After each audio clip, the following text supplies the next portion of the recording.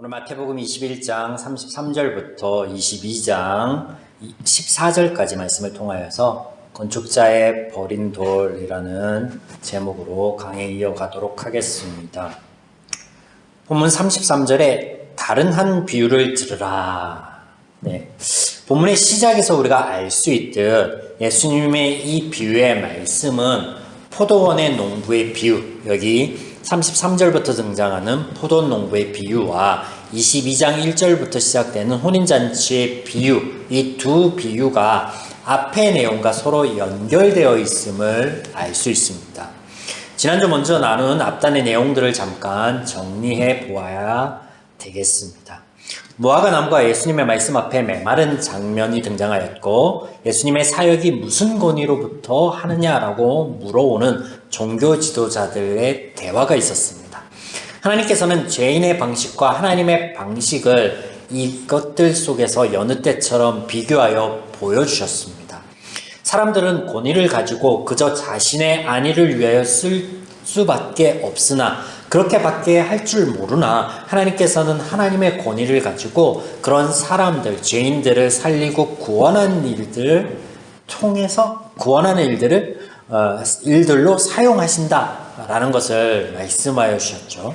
그래서 무화과 나무 사건을 통하여서 이것은 기도의 방식, 어떤 방법론이 아니라 기도를 응답하시고 들어주시는 하나님, 그 하나님의 마음에 대하여, 하나님의 원리에 대하여 알려주신 것이었으며, 또 자신들의 안위밖에 모르는 자들, 그래서 자신들의 가진 권위만을 위하여 일하는 종교 지도자들에게 하나님께서는 당신의 권위를 가지고 그런 너희를 가르치고 구원하기 위하여 일한다라는 말씀으로 이것을 비유를 통해서 말씀하여 주시는데, 포도원의 두 아들의 비유였습니다. 하나는 아버지의 부름에 가겠노라 하고 가지 않았고, 또 하나는 가지 않겠노라 하고 이후에 갔죠. 그래서 예수님이 누가 오르냐라는 질문에 종교 지도자들은 첫째라고 대답을 하였습니다. 그러나 우리말 성경의 번역가들은 둘째라고 대답하였습니다. 그렇게 번역해서 바꿔 놓았으니까요. 그러나 정작 이 비유에서 예수님께서는요, 누가 옳다라고 말씀하지 않으셨어요. 첫째라고 대답하였던 종교 지도자들의 대답도 답이 아니고, 또 번역가들이 얘기해놓은 둘째도 답이 아닙니다. 이 비유의 답이 아니에요. 하나님의 기준에는요, 이 두 명 모두가 죄인이고 옳지 않다라는 거예요. 그래서 이런 이해 안에서 다음 구절을 이해해야 되는데, 세리와 창기는 하늘의 나라에 가도 너희 종교 지도자들은 가지 못해 라는 그런 의미가 아니라, 너희가 생각하는 방식은 깨어질 거야. 그래서 세리와 창기가 먼저 가고, 그들의 생각에 세리와 창기는 하나님 나라 가지 못한다 라고 하니까 너희 기준은 깨어지고 하나님의 기준이 세워질 텐데, 그들이 가고 또 너희도 가게 될 거야 라고 하시는 거예요. 그래서 먼저 간다라는 말씀하셨지, 걔네들만, 저희들만 가라고 말씀하지 않으셨다라는 거. 오늘 본문에 등장하는 두 비유 역시 이와 같습니다. 하나님은요, 창조주이십니다. 그런데 피조물을 섬겨주시고 피조물에게 가장 선한 것들을 제공하여 주시는 서비스라는 단어를 사용해서 섬겨주셨다라고 하죠, 창세기에. 네, 마찬가지입니다. 우리가 이 두 비유에서도 이와 같은 모습을 살펴볼 텐데, 먼저 포도원 농부의 비유입니다. 포도원 주인이 농부들에게 세를 주고 후에 열매 거둘 때가 되어서 이제 이 열매를 받으려고 합니다. 이거 당연합니다. 이 모습 당연하네요. 너무나 당연하죠. 그러나 세를 받았던 농부에게는, 농사를 정작 지었던 그 새농인들에게는요, 이게 마땅하지 않다라는 거예요. 왜? 이게 우리 거라는 거예요. 그래서 보내는 족족 죽이고 상속자마저도 죽입니다. 그걸 차지하기 위해서. 엄청 악하죠. 못된 사람들이죠. 근데 이런 일들이 세상에 흔합니다. 앞서 예수님의 비유에서도요, 아침 일찍 온 자나 점심에 온 자나 저녁에 온 자나 나랑 약속해서 그 약속한 걸 받았잖아. 약속한 걸 주는 것이 너희들이 악하다 하는 것이 맞냐 얘기한 것처럼요. 세상에 물에 빠진 놈 건져놨더니 보따리 내놓으라 한다 라는 격언이 있듯이 천지예요. 예를 들자면요, 그런 거예요. 자원봉사자들이 참 많아요. 우리 사회에 참 좋은 마음을 가진 자원봉사자들이 참 많아요. 그래서 간병인도 하시고, 또 오늘 아침에도 봤는데 연세 지긋하신 어르신들이 봉지 이렇게 들고 다니시면서 이렇게 거리마다 쓰레기들을 이제 주우신단 말이에요. 주신단 말이에요.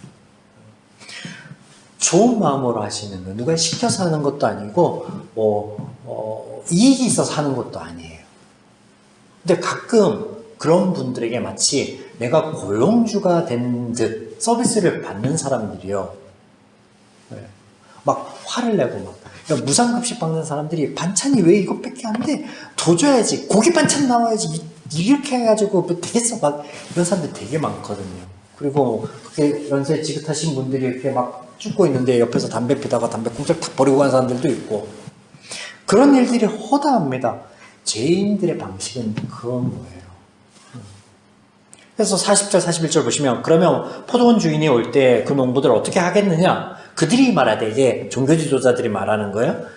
성경에서 말하는 죄인들이 말하는 거예요. 그 악한 자들을 진멸하고 포도원은 제때 열매를 바칠 만한 다른 농부에게 세를 주는 것이 마땅합니다. 자기들은 아닌 것처럼 이렇게 얘기해요. 자기들도 권세를 가지고 사람들을 섬기는 게 아니라 착취하려고 막 기도하는 집이라, 만민이 은혜를 받을 만한 그 집에서, 성전에서 장사해서 세를 벌려고 하고, 또 어떻게 하면 이윤을 남길까 싶어서 거기서만 통용되는 어떤 화폐를 만들어 가지고 막 그런 짓거리를 하면서 자기네들은 아닌 것처럼, 이들 말대로 한다면요 다 죽어야 돼요. 성경에서 세상 사람 모두가 죄인이라고 하나님께서 말씀하셨으니까 이들 방식대로라면 다 죽여버려야 돼요. 살아남을 사람이 없어요. 노아 홍수가 그런 거죠. 자멸할 수밖에 없는데, 그렇게 하면 안 되니까 하나님께서 살려내시는 거예요. 그 살려내심이 42절부터 44절까지 연결되는 거예요. 예수께서 이르시되, 너희가 성경에 건축자들이 버린 돌이 모퉁이의 머릿돌 되었다니 이것은 주로 말미암아 된 것이요 우리 눈에 기이하도다 함을 읽어본 적이 없느냐. 기이하죠. 세상에 없는 방식이에요. 건축자들이 버린 돌이라고 하면요, 건축자면 뭐예요? 빠삭한 사람들이잖아요. 빠삭한 사람들이 버린 돌이야. 그럼 쓸모없는 거, 그거 가지고 집을 졌다가 집이 폭삭 무너지게 돼 있단 말이에요. 근데 그걸 가지고 주춧돌 삼는 거예요. 주춧돌. 모퉁이의 머릿돌이요, 우리 그 건축 방식대로 하면 이게 주춧돌이에요. 기둥이에요, 기둥. 아주 중요한 건데, 건축자들이 버린 돌을 가지고 중요한 데 쓴다라는 거예요. 이게 하나님의 방식이라는 거예요. 너희들 얘기를 하면 다 버려야 되는데, 버릴 것밖에 없는데, 하나님의 방식, 너희들은 다 버리는 방식이지만 하나님의 방식은 그걸 가지고 쓴다, 바꿔놓는다, 귀한 일을 만들어낸다 라는, 이게 은혜죠. 그래서 43절 보면, 그러므로 내가 너희에게 이르노니 하나님 나라를 너희는 빼앗기고 그 나라의 열매 맺는 백성을 받으리라 라고 해서 종교 지도자들은 받지 못하고 다른 사람들은 받을 거야 라는 말이 아니죠. 앞에서부터 쭉 내려오는 어떤 문맥에 맞아야 되잖아요. 하나님이 다 바꿔놨기 때문에, 그러면 여기서 열매 맺을 백성밖에 없는 거예요, 이 말은. 원래대로라면 받지 못하고 빼앗기나 내가 바꿔놓을 테니까 다 받을 그런 백성들이 될 거야, 이런 말씀인 거죠. 44절은 무슨 말이에요? 돌 위에 떨어져서 깨지고, 이 돌이 사람 위에 떨어져서 가루가 되고, 다 깨지고 다 가루가 되는 거네? 무슨 나만 하는 게 없는 거네? 하나님이 다 진멸하고 재창조하신다는 말씀이시겠어요? 아니죠. 이게 뭐냐면, 그런 너희의 사고방식, 제 원리로는 되지 않으니까 내 일로 인하여, 나의 구원의 사역으로 인하여 너희의 그런 원리들, 너희의 그런 마음들은 깨어지고 부서지고 하나님의 마음, 하나님의 원리가 작용될 거야 라고 하시는 거죠. 자, 이에 이어지는 혼인잔치의 비유, 이것도 같습니다. 같은 원리예요. 두 내용과 같습니다. 앞에 두 내용과. 그래서 예수께서 다시 비유로 대답하여 이르시되, 뭔 말이에요? 22장 1절 다시 비유로 대답하여. 앞에 내용과 같다는 거죠. 반복이, 세 번 반복이에요. 하나님께서는 모든 사람을 부르시는 거, 하나님이 잔치를 베푸시는데, 천국 잔치를 여는데 청하면 올 사람이 없는 거예요. 그러니 아무나, 자격 요건이 아니라 아무나 데려오는 거예요. 그래서 9절 10절 내 거리로 가서 사람을 만나는 대로 혼인잔치에 청하라. 그래서 나가서 악한 자나 선한 자나 만나는 대로 모두 데리고 오는 거예요. 모두 데리고 와야죠. 자, 이렇게 해서 아무나 불러서 잔치를 참여하게 하는 게 하나님의 뜻인데, 임금의 방식이고 하나님의 은혜의 방식인데, 그런데 은혜의 방식으로 시작해서 은혜의 방식이 아닌 걸로 끝나는 듯 보입니다. 그러면 이게 해석이 필요한 대목이겠죠? 3, 4문 9이어야 하니까요. 진리의 보편성. 이 진리의 보편성으로 해석하지 않으면요, 그런 거예요. 하나님께 구원받은 자들, 그러니까 우리가 지금 현 시점에서 볼 때, 이 성도님들은 여기에 그 청함을 받은 자가 중에 택함을 받은 자고, 바깥에 있는 사람들은 그리스도 사역으로 청함을 받았으나 택함을 받지 못한 자들이야. 그게 아니죠. 그런 말이 아니에요. 앞에 두 내용과 같다라고요. 두 내용에서 은혜만 말씀하셨잖아요. 그러면 이게 문맥이 같아져야죠. 그러면 이게 어떻게 해석할 수 있겠어요? 예복을 입지 않은 자, 은혜로 그들이 예복을 가져왔을까요? 사거리 나가서 악한 자나 뭐 아무나 막 불러왔는데 그들이 예복이 어디 있어요? 예복이 어디 있어 예복을 입겠어요? 예복까지 다 준비해 줬겠죠, 임금이.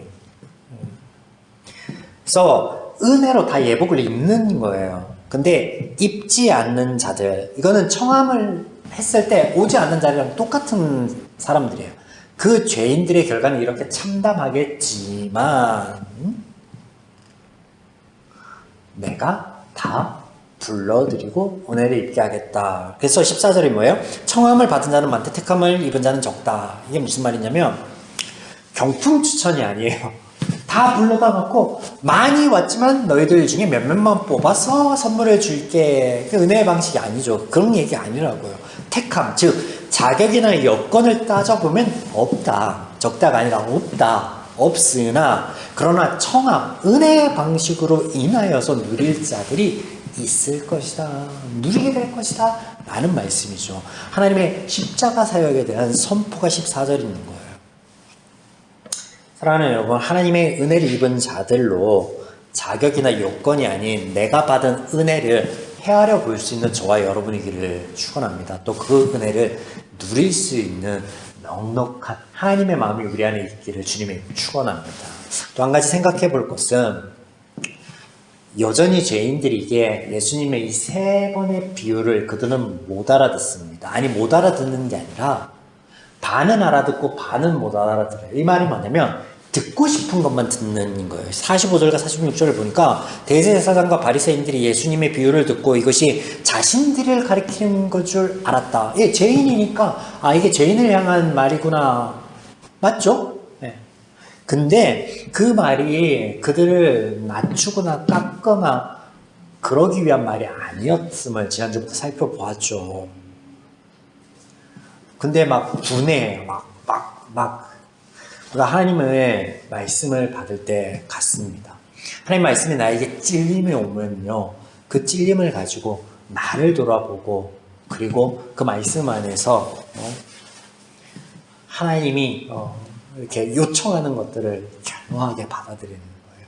말씀이 들려질 때 그 말씀을 가지고 내가 아닌 다른 사람이 떠올리는 방식, 이게 지금 대제사장이나 대제사장들이나 바리새인, 이 종교 지도자들의 모습인 거죠. 하나님의 말씀을 받을 때 이런 것들을 한번 생각해 봅니다. 하나님 말씀 안에서 우리는 누구나 똑같고 똑같이 부족하구나. 하나님 앞에 부름을 받아서 귀 쓰임 받는 자가 있고 택함을 받는 자가 따로 있고 뭐 청함을 받는 자가 따로 있고 버려진 자가 따로 있고 먼저 된 자가 따로 있고 나중 된 자가 따로 있는 게 아니라 지금까지 살펴봤잖아요. 다 똑같아. 하나님의 은혜는 다 똑같다는 것으로 하나님의 말씀을 그렇게 하나님의 마음과 기준으로서 볼 수 있고 또 받아들일 수 있는, 내가 내 입맛에 맞는 하나님의 말씀만 찾고 취하고자 하는 모습들은 없었으면 하는 마음에서 이 말씀을 끝으로 드립니다.